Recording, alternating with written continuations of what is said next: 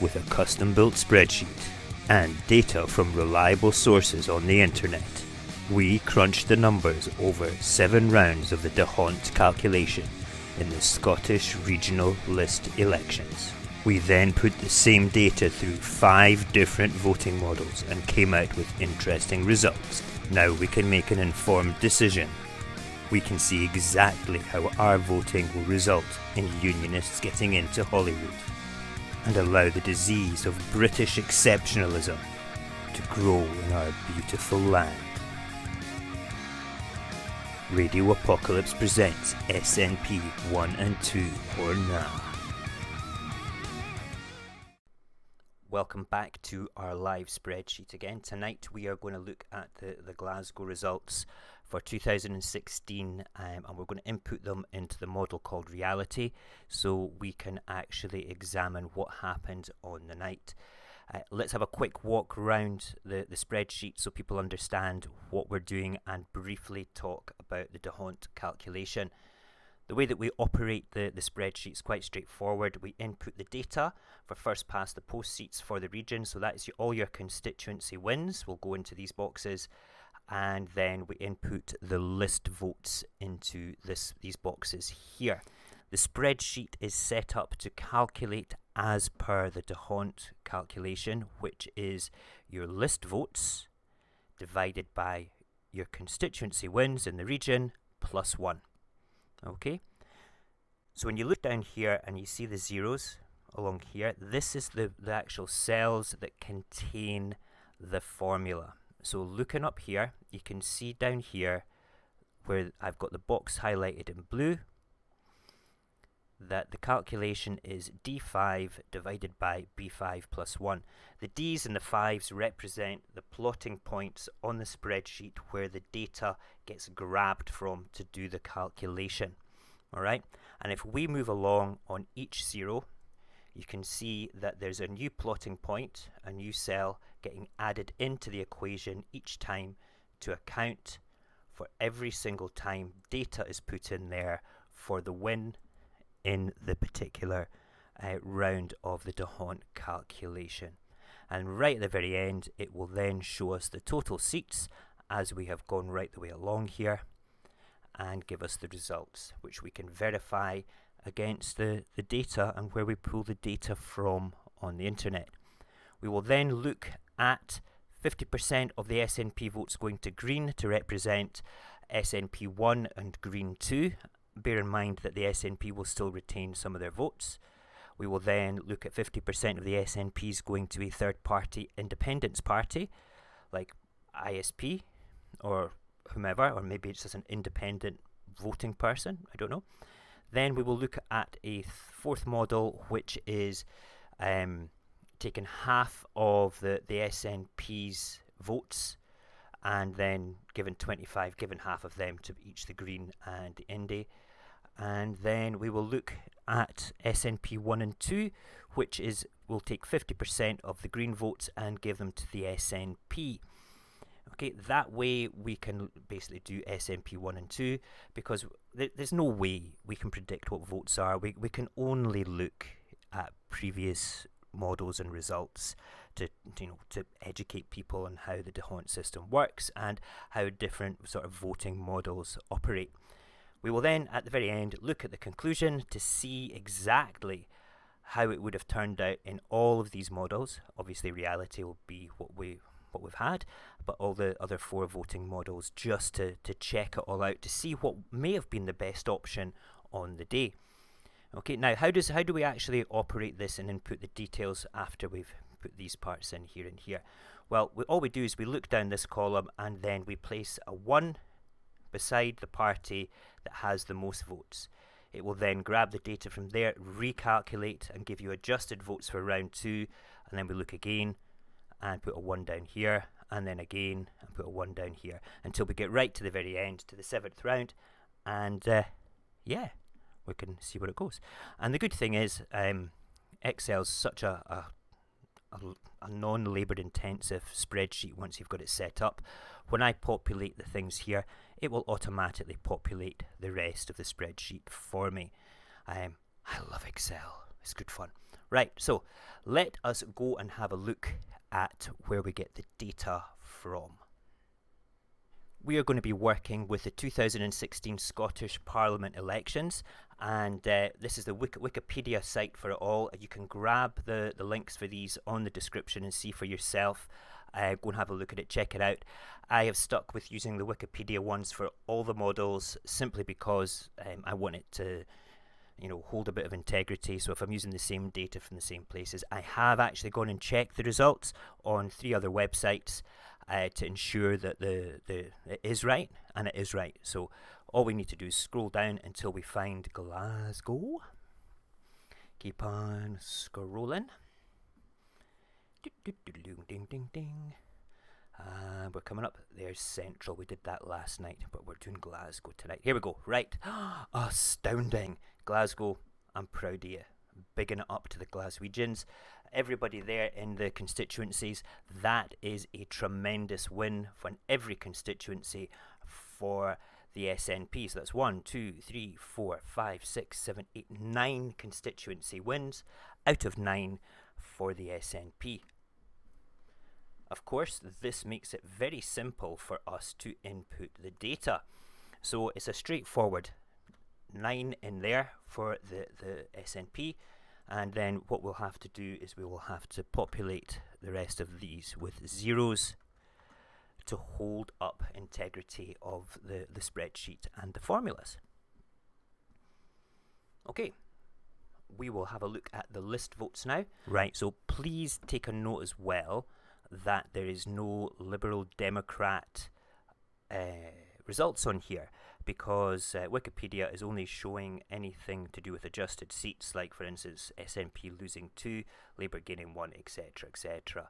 Alright, so yeah, bear that clearly in mind just now, that there is no Liberal Democrat results there. Okay, SNP votes inputting time. Let's move that pointer out the way so you can see 111101. When I click enter, you will see the votes appear across here in their adjusted form as per the D'Hondt calculation. You ready for this? 1, 2, 3. Ta-da! There you go. So what it's done is it's taken the 111,101 votes, divided it by 9 plus 1 to give 11,110 votes.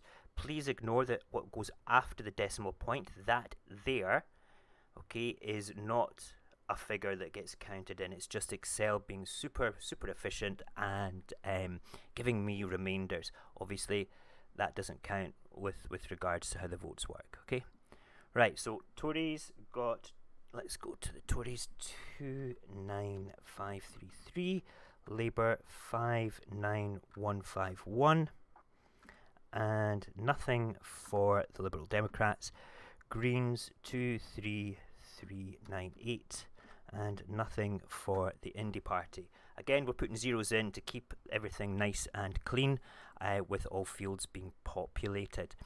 Okay, so all the data is in that we need to do now is all we need to do now is to decide who has won, and then move on to the next part. So we can clearly see that Labour has won in the first round. So boom, nice one Labour, and that will automatically adjust the votes there for Labour. And then we can move on to the next round. Who has won this time? Oh, this is quite close. Look at this. Tories 29533, Labour 29575. So close, but I would have called for a recount. Right, moving on, and there we go. So you can see there that it's adjusted the votes. Who has won this time? It is the Conservative Party that has won on this round, and who has won in round 4? That would be, it looks like the Greens. The Greens have won with 23,398 compared to these guys here. So the Greens get a little seat put in the result table, and their votes amend automatically. And the next winner will be the Labour Party. I get another one in there with 19,717. Oh, look how close this is again. With 14,787, 14,766. Labour win again. Wow. And then the last one here is clearly the Conservative Party. Right, so Conservative Party won 2, Labour won 4, and the Greens won 1. Okay. However, let's quickly look at the popular vote. The popular vote was clearly, in fact, let's do this on the actual results. 2-4-1. Right, so Conservatives 2, Labour 4, Green 1. But the winner for the popular vote was, straight up, the SNP. But the way the D'Hondt calculation works is it kind of prevents the SNP from getting seats in the list, alright, because of their success in constituencies. That's the proportional representation part of it all. Let us go and look at the next model. Right, so we are now going to look straight away at 50% of the SNP votes going to the Greens. Everything's already populated. I've amended the spreadsheet here to take that into account. So the list seats are still the same, 111,101. But we're going to divide that by 2 to give us that amount and add that amount to the Greens part there, giving us this amount. Okay, so if we move down to round 1 for the results, this is it will be the Greens. The Greens will win this with 78,948 votes. So they get a little 1 in the box there. And then we hit enter and it will adjust the votes. And we can see there, Labour have won there with their 59,151 votes. So they get a little 1 and we hit that. And then we move on to the next one. Who's won the next one? It will be the Greens because they have 39,474.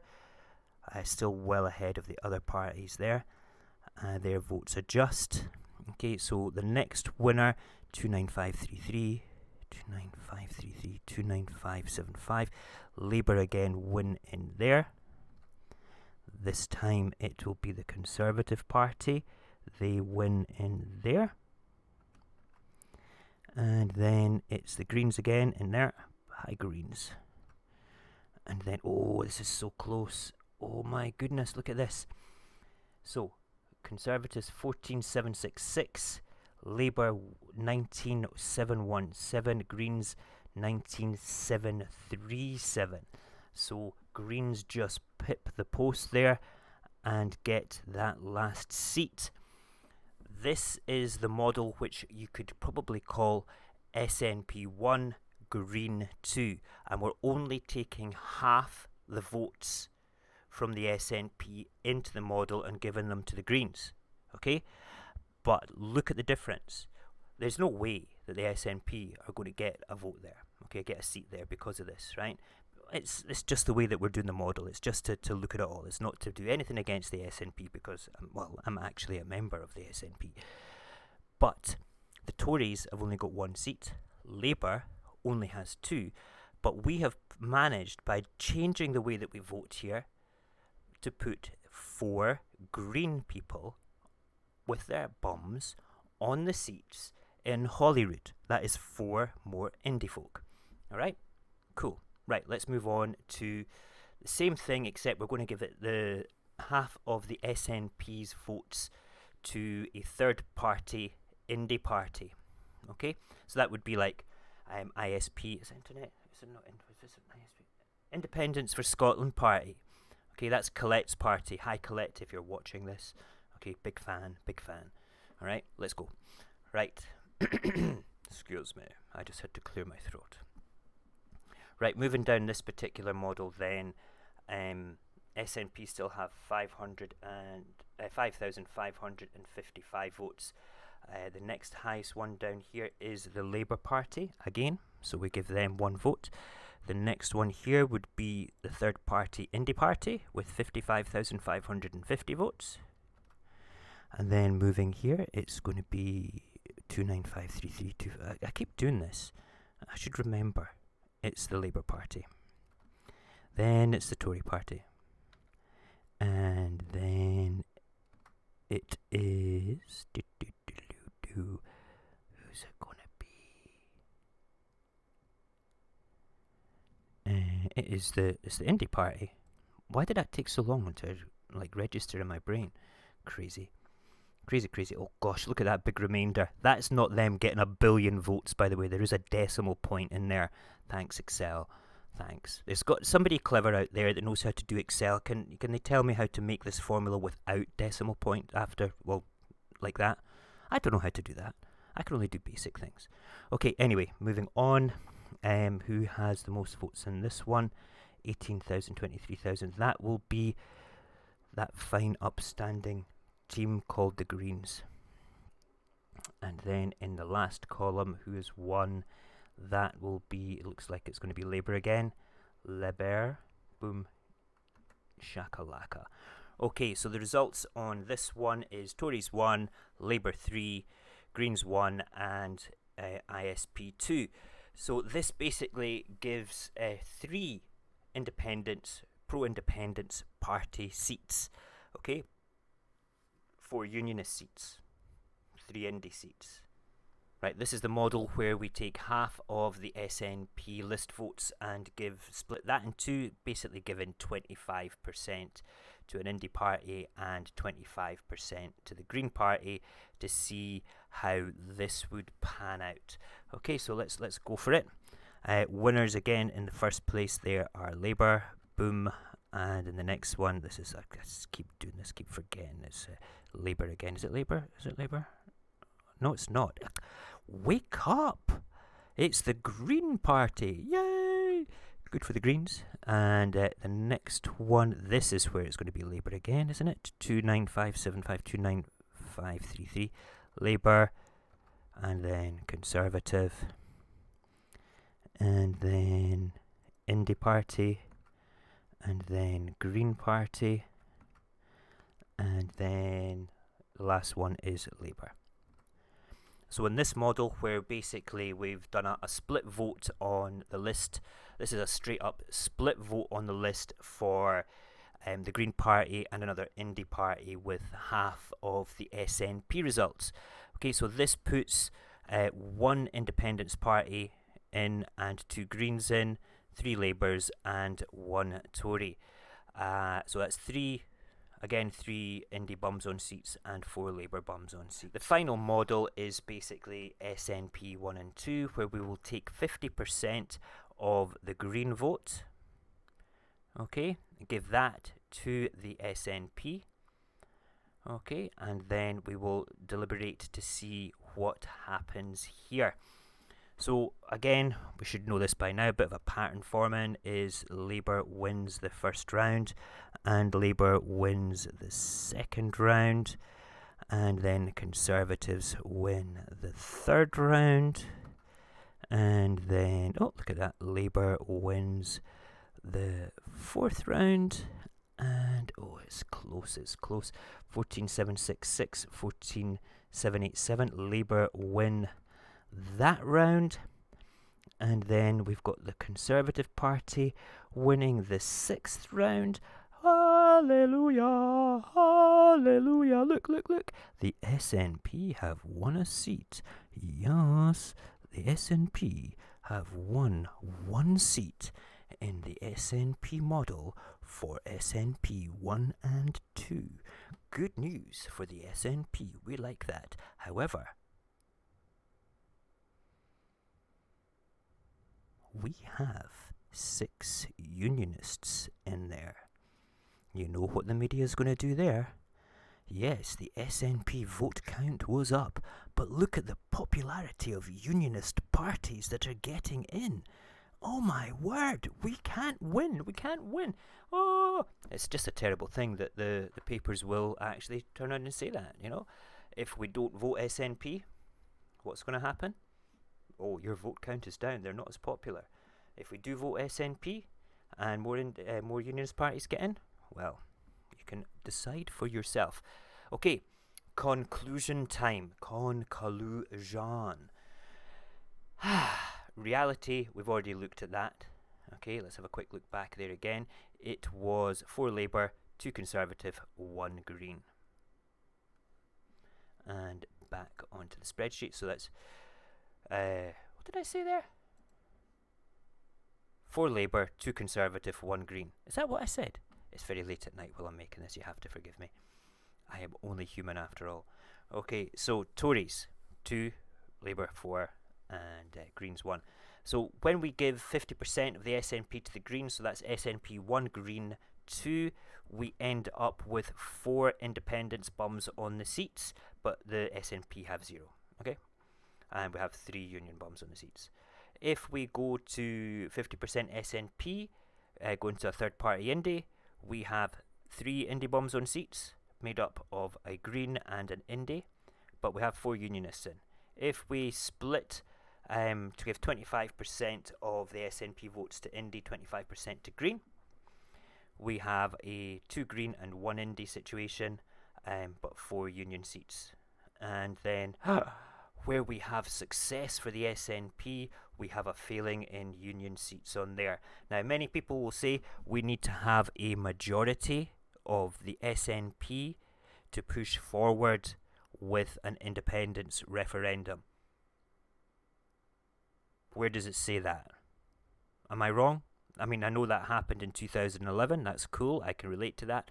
But why can't that be the same thing with a majority of independence thinking parties? Answers on a postcard to my Instagram, which is the.saltire, and you can send me messages there quite happily. And please take the time to look at all this properly. Go and have a look at the DeHont method presentation, which I did from the Scottish Parliament. That should be up there as well. There'll be a link in the description. And then tomorrow night, what are we moving on to tomorrow night? Tomorrow night we're doing the Highlands and Islands. That's going to be interesting. Okay, but thank you, Glasgow, for voting so well in the elections and giving us 9 SNP constituency wins. I am so sorry that your vote meant, your success there meant that the amount of wonderful votes that you gave, that's 44% of the vote. Look at that. I never looked at these before. With 44% of the vote, you got no seats on the list. And Labour, with 23% of the vote, got 4 seats. Now, this might just put to rest those people that think that it's pure proportional representation. If it was pure proportional representation on the list, see this? See that? We would have got 44% of the seats, but we didn't, did we? No. Okay. You have a great night. Thank you for watching. You're all just wonderful indie folk. And just remember, at the end of the day, we're all on the same side. We all want independence. We all want a socially just Scotland where it's better for our kids, better for our grandkids, and better for us. It's just going to be better. Okay? Take care.